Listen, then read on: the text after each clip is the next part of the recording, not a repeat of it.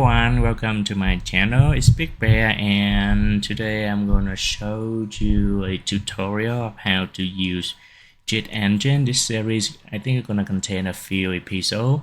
I'm gonna cover basically almost everything that I know so far. That's gonna help you to create a JIT engine table from something very simple, like some pointer for your stamina, HP, goal, to some complicated script like this right here, like auto water, that you can see like quite a bunch of stuff in here. Don't freak out yet because they're very simple and we go through them step by step. Okay, so the games I chose are the Cattle Country. The reason I chose this is because this game is very straightforward, which make it very simple for beginner to start. Okay, so that's good for the introduction. Now let's get into section 1 that we talking about how to find some value. Okay, all right, so let's say for this game the easiest one that we're looking for gonna be the stamina right here, because I do not really know how to change the health yet. I'm not really getting out of my house, but anyway, what you're gonna do first is you're gonna do a float scan. Now let's say most of the time these value gonna be, they're gonna stay one of these by 2 by 4 by 8 by float double. Most modern game they define the stamina by float, but what in case that you cannot find them with float, you can change them to 4 byte, and you just go through one of these until you find what you want. It takes time, but there's no other way around. The more you do it, the better you are at guessing.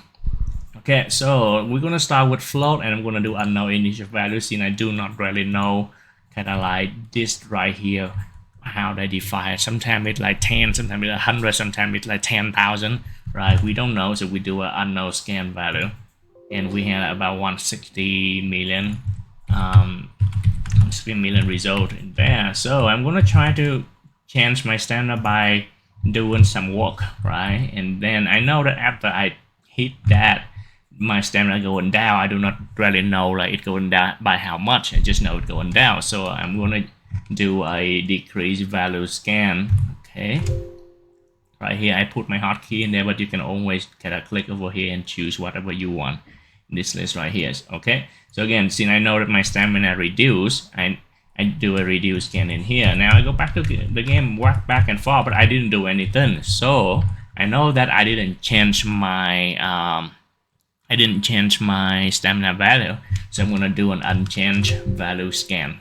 Okay, and we reduce the number of the result to like 300,000. Good one. Now we're gonna change this again by reducing it.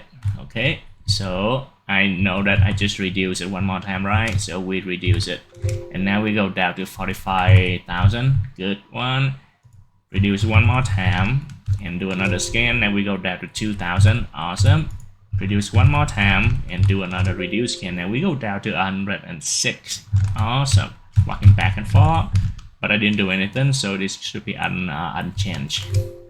Now we're going down to like 32. Beautiful in here, but let's see if we can reduce it more, right? So I hit something, I reduce it one more time, and now I go to 10.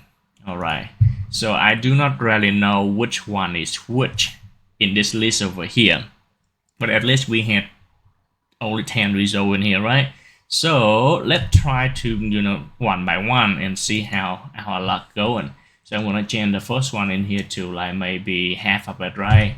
So around like 38 something, and go back to the game. I see that my stamina going down. Now also another thing you should know is like a lot of games sometimes they have two value. One is the true value and one is just a mask, right? So I just want to double check. I don't know if this right here is actually the stamina or just the mask. We don't really worry about the mask. We only want the true value. So I'm gonna hit this one right here, and as you see that my stamina going down here. So this is the real stamina value. So I'm gonna put it as stamina here. I don't care about the rest, and I found the one that I need on the first try. That's great. So let's get it back to maybe 75 and see. Okay, so now it's over here. Right. So that's how you find some unknown initial value. And I will conclude this episode right here. So again, very simple, right? You don't know the value. That's why you use the unknown initial value. And then when you get in the game, try to change it, like increase or decreasing it. And after that, like just keep repeating those steps until you find your value. Now, in a lot of games, this process sometimes can take you to like 1 or 2 hours because you need to go through a different type of like value in here.